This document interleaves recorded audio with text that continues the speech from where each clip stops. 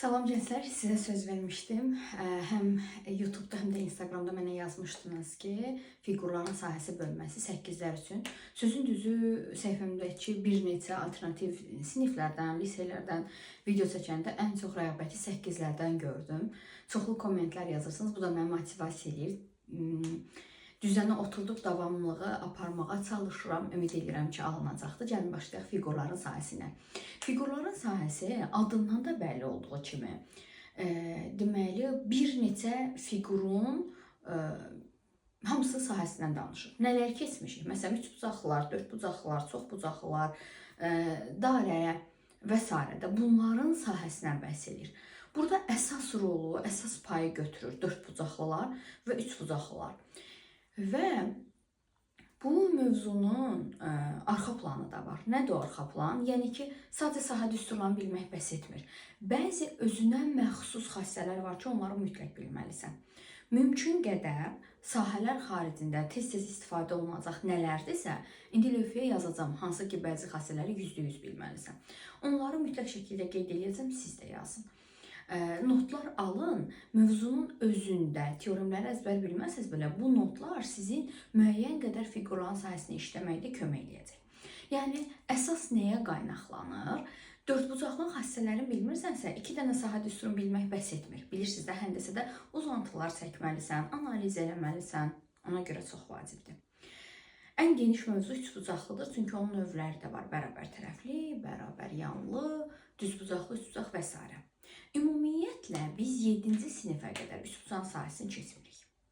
3 bucağın sahəsi söhbət ixtiyari 3 bucaqdan gedir. Bütün 3 bucaqlara daxildir. 3 dənə sahə düsturu var.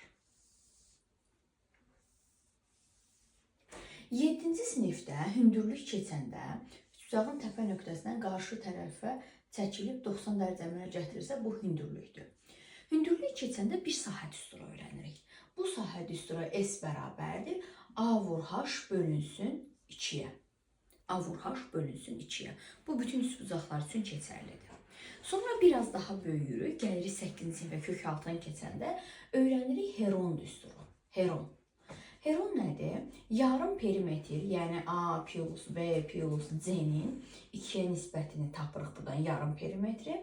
Sonra S bərabərdir. Kök altında P vuraq P minusa, P minus B və P minus C düsturundan istifadə edirik. Sonra biraz daha böyüyürük. 8-lərin axırı 9-larda sinuslar teoremini öyrənirik. 3-cü düsturda S bərabərdir. A vur, B vur, sinus alfa. Burada bir haşiyə çıxım. Çox adam trigonometrik nisbəti bilməyəndə deyir sinus alfa. Vay, mən bunu necə yazacağım? Burada sizin dərəcə ölçüsünü bilməyiniz vacibdir. Sinus 30, sinus 45, 60 və s. Bunun üçün də mən buralara bir yerə cədvəl yerləşdirəcəm. O cədvəli əzbərləyin. Sadəcə sinus 30-un məsələn 2-də 1 olduğunu bilməyiniz bu düstura kömək edəcək ki, siz sahəni tapa biləsiniz.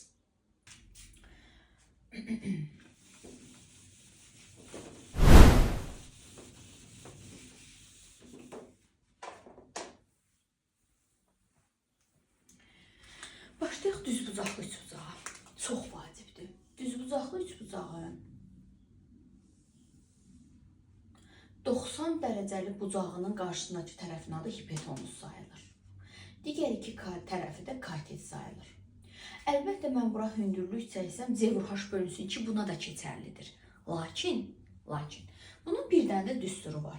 Katetləri hasilinin yarısı A vur B-ni 2-yə böləndə sahə olur. A vur B-ni 2-yə böləndə sahə olur. Bir dənə də kömək eləmək istəyirəm. Məqsədim odur ki, nə qədər çox lazımı bilgilər sizə verə bilsəm, o qədər yaxşıdır. Yəni, sahə mövzusundan haşiyə çıxıram. Eyni zamanda, katetlərin bir-birinə hasilini hipotenuza nisbəti isə hündürlük verər. Katetləri bir-birinə vurub 2-yə bölsəm sahə verər. Katetləri bir-birinə vurub hipotenuza bölsəm hündürlük verər. Məsələn, bu da düz bucaqlı üst bucaqda bir dənə özünə məxsus sahə düsturudur. Da bunun Pifaqorla hipotenuzu tapım, sonra bura hündürlük tapım, etap-etap getmək yerinə, vaxt itirmək yerinə düsturdan dərhal yerinə qoyarsan və rahat taparsan. Bir də onu deyim, görəcəksiniz başqa törəmə düsturlar, onlara ehtiyac yoxdur. Mən sizə hansı vacibdir onu yazdırıram. Bax, bərabər tərəfliyəm. Bərabər tərəfli üç bucağın Hər bir tərəfi bir-birinə bərabərdir. Hər bir bucağı da 60 dərəcədir. S bərabərdir 4-də kök altında 3 A kvadratı. Bu düsturu bilməsən, sahə tapa bilmərsən, taparsan. Tərəflər verilib, heronla taparsan. Hündürlük çəkərsən, həm də medianda, düz bucaqlı bucaq əmələ gələr, hündürlüyü taparsan Pifaqorla. Vaxt itirir, vaxt itkisi olar. Bunu bilməmək sənə çox şey itirəcək, yox. Amma zaman qazandıracaq. Zaten mən sizə bütün düsturları demirəm. Törəmə düsturları demirəm, vacib düsturlar deyirəm. Əzbərlənməyiniz daha məqsədə uyğundur.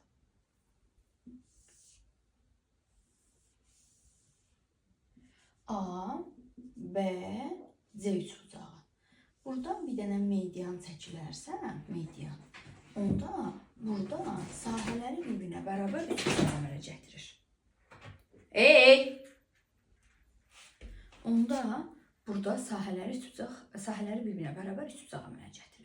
Yəni ki, ən böyük üçbucağın sayısı söhbət medianıza 2 hissəyə bölməyiniz yetərlidir. Yəni S1 bərabərdir S2-yə.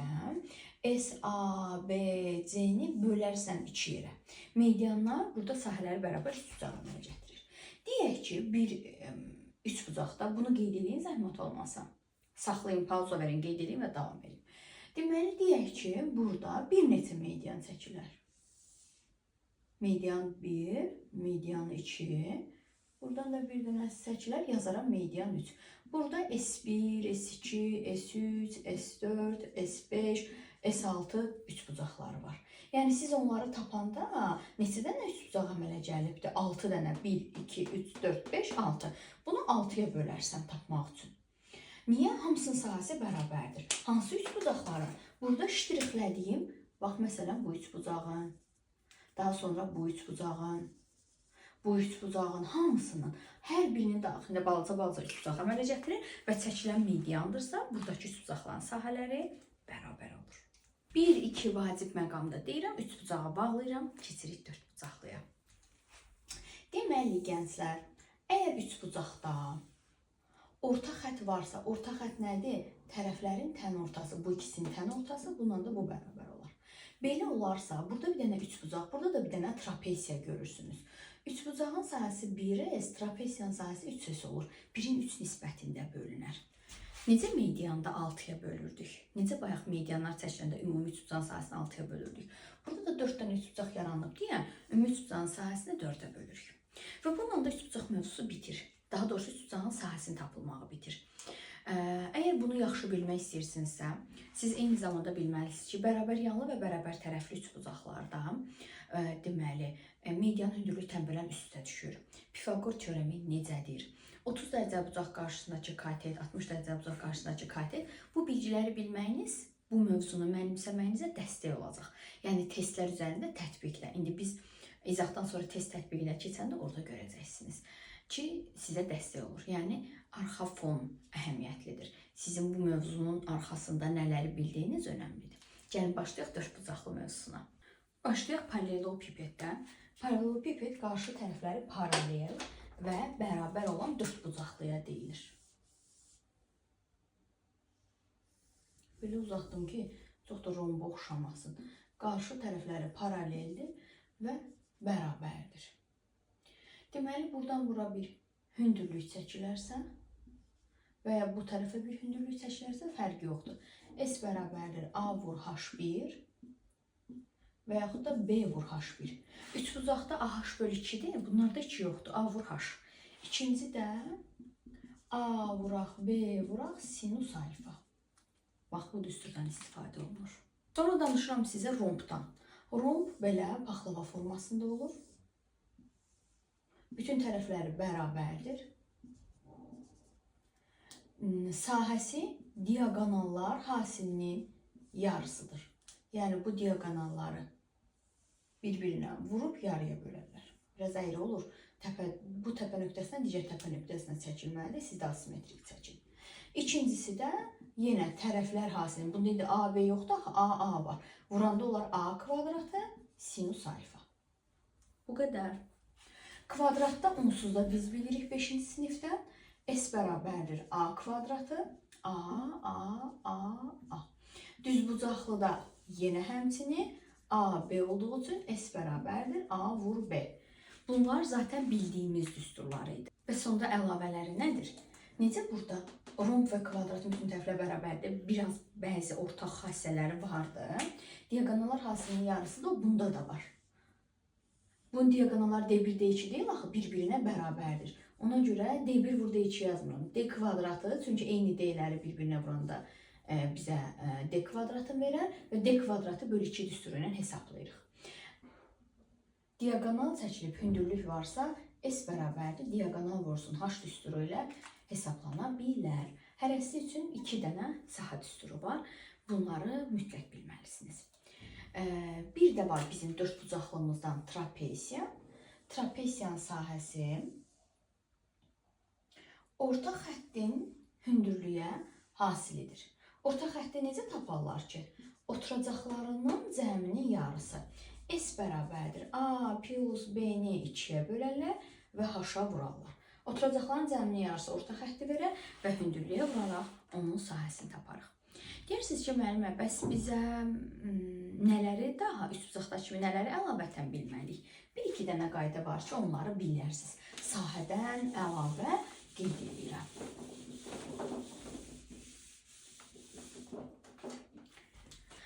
Sahə mövzusundan əlavə olaraq dördbucaqlıda bunları bilsəniz, sizin işinizə yarayacaq, sizi önə çəkəcək. Nədir?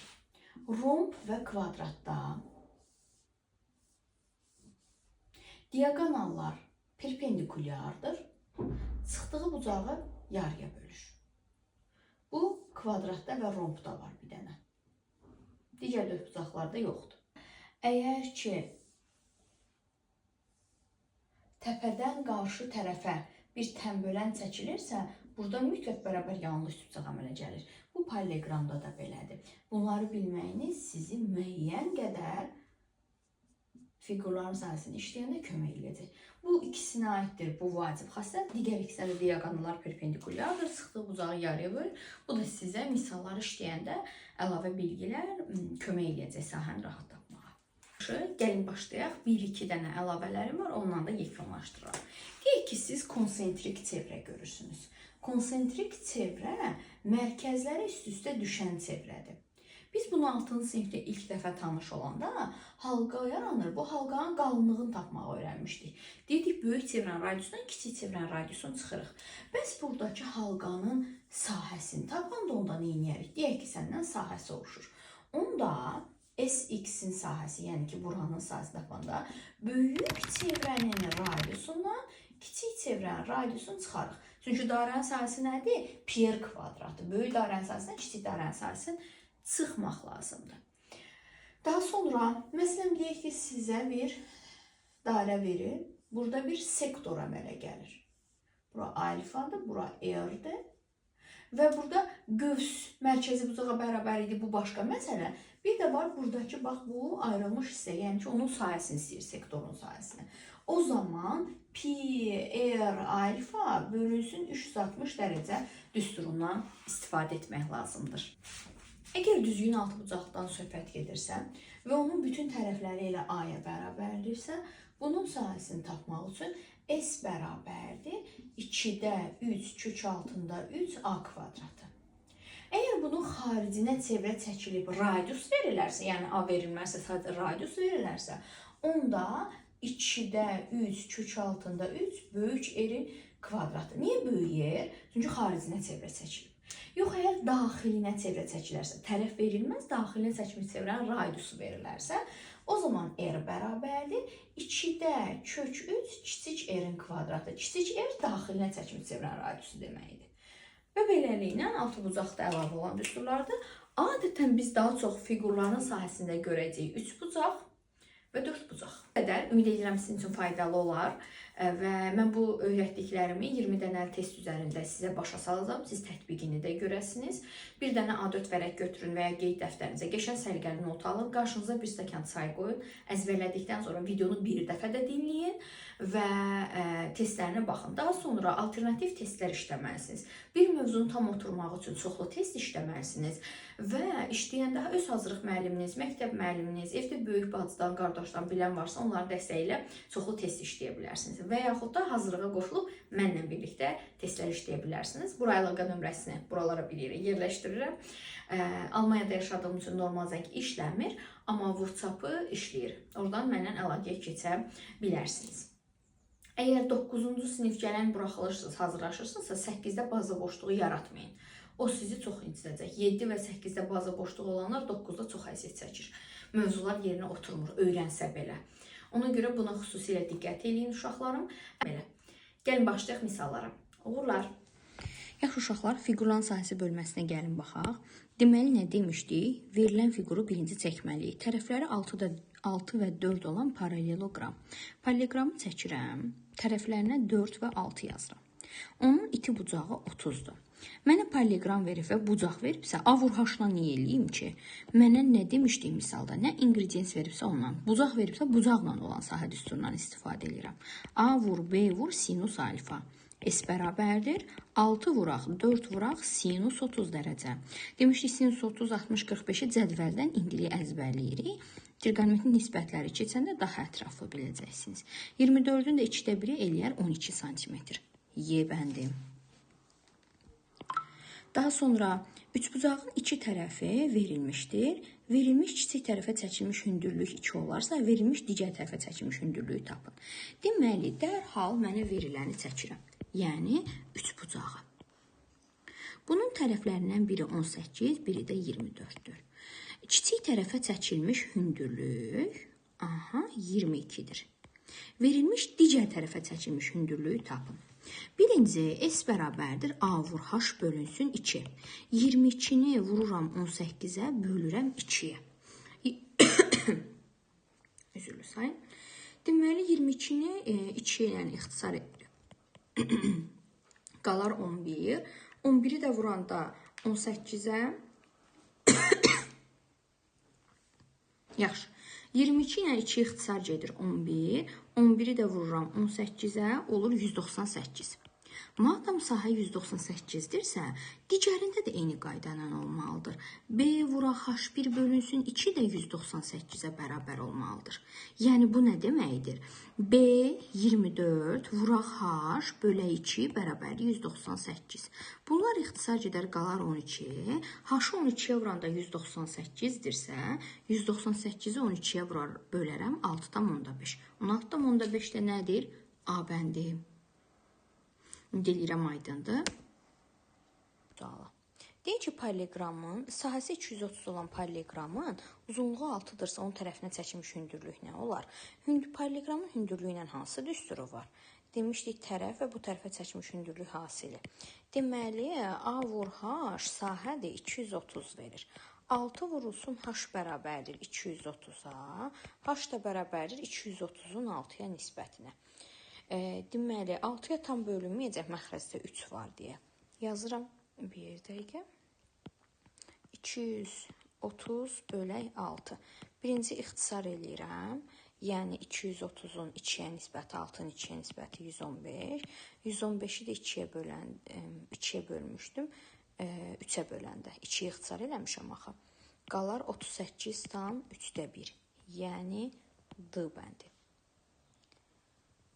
Yəni, D bəndi. Bax belə, gəlirəm 4-cü suala. Deyək ki, tərəfi verilmiş, həmin tərəfə çəkilmiş hündürlüyü bu qədərdir, üçbucağın sahəsini tapın. 4-cü sualda. Üçbucağın sahəsini tapanda A vur H bölünsün 2-dir də. Tərəfi verib 5,6, hündürlüyü verib 2,2, bunu da bölürəm 2-yə. 2,2 ilə 2 ixtisar gedər, qalar 1,1.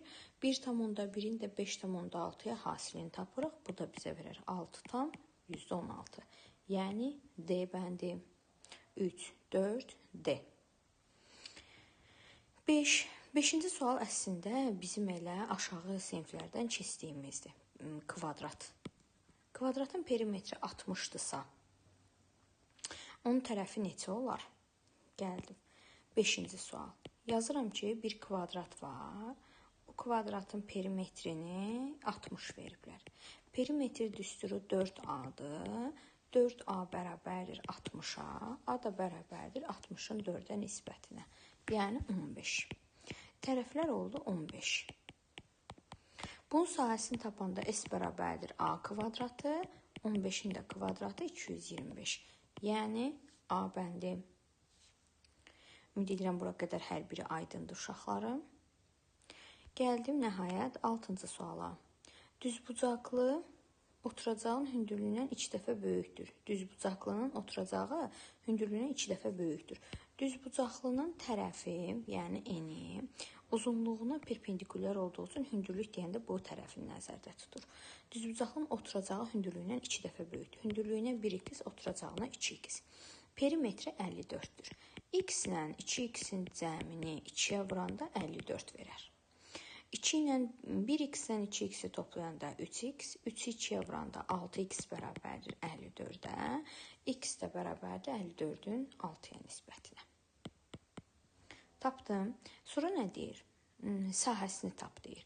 Eni 9, uzunluğu 18-dir. S bərabərdir, 9-u vuraram 18-ə. 18-də hardan aldım? Deməli, tərəfin 2 misli idi, axı 9-un 2 misli 18. Bunlar da vuranda 162 C bəndi. Hər hansı qaranlıq qalan suallar olsa mütləq şəkildə mənə kommentlərdə yazın uşaqlar. Gəlirəm 7-ci suala. Yazmaq üçün yerim azdır deyə silərək davam edirəm. 7-ci suala gəldikdə tərəfi 8 olan romb. Rombun bütün tərəfləri bərabərdir. Mənə verilən fiquru dərhal çəkirəm. Heç ardın oxumadan verilənləri qeyd etdim. Tərəfi 8 metr olan rombun kör bucağı iti bucağından 5 dəfə böyükdür. İti bucağı 1x, kör bucağı 5x. Düz bucaqlıda və dörd bucaqlılarda bir tərəfə söykənən bucaqların cəmi 180 olur. 5x plus 1x bərabərdir 180-da, 6x bərabərdir 180-da, x də bərabərdir 30-a. Deməli, iti bucağım 30-dur, 30-u 5-ə vuraram, kör bucağım 150-dir. Deyir ki, 5 dəfə böyük olarsa sahəsini tapın. Yaxşı. Bilirsiniz, heç bucaq lazım deyil, yox, lazım idi. İti bucağı tapmaq lazım idi da, kör bucağı yox. A kvadratı sinus alfa düsturu var idi. 8-in kvadratı eləyər 64. 64-ü vurarıq sinus 30-a. Demişdik, sinus 30 2-də 1 deməkdir. Bu da eləyər 32. Yəni, A bəndi. Danışdığımız kimi bunun hündürlüyü ilə də düsturu var. Amma mənə nə verib? Hansı ingrediensi veribsə o demək yeməyə hazırlayırıq. Hansı şərtdə nəyi veribsə mənə ona uyğun düsturunu seçirəm. Gəldim 8-ci suala uşaqlarım. Deyir ki, eni uzunluğundan 4 dəfə kiçik olan düzbucaqlı. Dərhal çəkdim. Eni kiçikdirsə uzunu da tərsinə də ondan böyükdür. Birini 2x, digərini 4x yazdım. Düzbucaqlı ilə kvadratın sahəsi bərabərdir. Bu sahəsi nədir? Enin uzunluğuna vuranda 4x kvadratı. Bizə verilən bir kvadratın da sahəsi eynidirsə, 4x kvadratıdırsa, bunun tərəfi olar 2x. Kvadratın perimetri düzbucaqlının perimetrinə nisbətini tapın. Kvadratın tərəfini 4-ə vururam, eləyər 8x, yəni perimetrini tapdıq. Düzbucaqlının perimetrini tapanda 4x ilə x-i toplayıram, 2-yə vururam, 10x. Kvadratın perimetrinin, yəni 8x-in 10x-ə nisbəti. İxtisar gedər, 8-i 10-a böləndə 0,8. Açıq sualları onluq kəsir kimi yazmaq lazımdır. 0,8. Əks halda cavab kartında adi kəsir kimi necə işarə eləyə bilərik ki? Bax, belə qeyd edirsiniz. Gəlirəm 9-cu suala.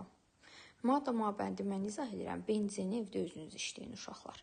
Bənzər suallar olacaq ki, praktikanız olsun.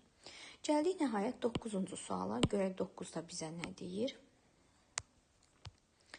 9. Perimetri 36 olan, bucaqlarının fərqi 120 olan rombun sahəsini tapın.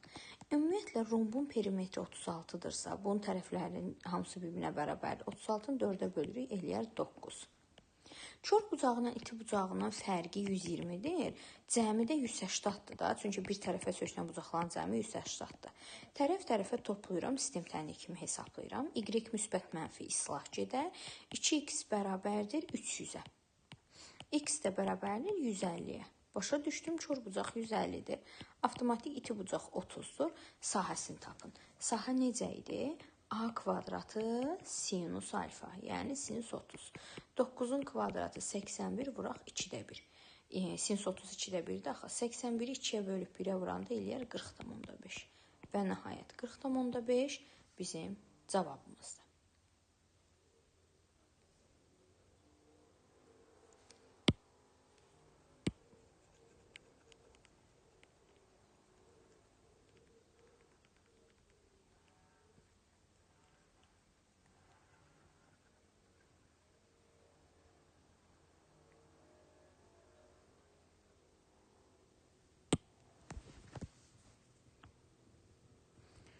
Deməli, düzbucaqlı sahə məsələsinə gəldikdə isə, burada deyir ki, mənə verilənləri qeyd eləyib, YB 5 imiş, BC 5 imiş, sonra DF də 5 imiş, onda burada 5-dir. A-dan Y-yə qədər 6, onda burada 6-dır. Fikir verirsiniz, burada bir düzbucaqlı üçbucaq var, 5, 6 hipotenuzunu tapa bilərəm. Gəlin oranı x eləyək, bunun hipotenuzunu hesablayaq. 6-ın kvadratı 36 plus 25. Ehtiyac varmı? Yoxdur heç tapmağa. Çünki məndən sahə soruşur. Yaxşı. Gəlin baxaq görək nələri verib. Deyir ki, ABCD-nin sahəsini tapın. ABCD buradakı rombdur. Mən ümumi düzbucaqlının sahəsindən buradakı düzbucaqlı üçbucaqların sahəsini çıxsam, yerdə qalacaq, baxın, bu yaşıl rəngdə işarələdiyim 4 bucaqlını, məndən soruşulan sahəsini tapmış olacam. Ən böyük 3 bucaqlının sahəsini tapım. Düzbucaqlının üzr istəyirəm. AYCF-in sahəsini enini uzunluğuna vuraram. Uzunluğu 10-dur, eni 6-dır, eləyər 60. Sonra düzbucaqlı üçbucağın sahəsi. Bunu dərs izahında sizə demişdim. Katetlər hasilinin yarısı. 5-i 6-ya vururam, 32-yə də bölürəm, 15. Hər iki üçbucağın sahəsi 15-dir. 15 eləyər 30, 60-dan da 30-un çıxanda qalar 30. Yəni ki, ümumi düzbucaqlının sahəsindən 2 dənə 15 olan düzbucaqlının sahəsini çıxdım. Nə verdi bizə? A bəndi. Gördünüzmü? Sonra AD-nin BC-yə nisbəti, yəni 25 eləyir. O bizə heç nə verməz. BC-nin AY-yə nisbəti. BC-nin AY-yə nisbəti ola bilər. Çünki BC 5-dir, AY 6-dır. Bunlar da buranda 30 eləyir. Yəni sahəni verir. Ona görə 1-ə A və Y. Sonra davam eləyirəm. Görün mənə nə deyir bu dəfə. Deyir ki, üçbucaq BYA. BYA. Düzbucaqlı üçbucağı onsuz da biz bayaq tapmışdıq. Katetlər hasilinin yarısı eləyirdi 15. Yəni C bəndi. Gəldim digərinə. AYFC. AYFC böyük düzbucaqlıdır. Bayaq hesablamışdıq ki, 60-dır. D bəndi. AD 5-dir. BC 5-dir. Buranda 25 eləyir. Yəni, əgər 60 eləsəydi, götürə bilərdim. Bu səbəbdən mən böyük düzbucaqlıdan kiçik düzbucaqlı üçbucaqların sahələrini çıxaraq tapdım. 1-ə AY, 2-yə C, 3-ə D. Ümid edirəm ki, sizə aydın oldu uşaqlarım. Mütləq, əgər suallarınız olarsa kommentlərə yazın. Əlavə alternativ testlər istəsəniz mənə yazın, sizə göndərim. Sırf fiqurların sahəsi ilə bağlı 20 dənəli test, izahları da həmçinin. Görüşmək üzrə, uğurlar.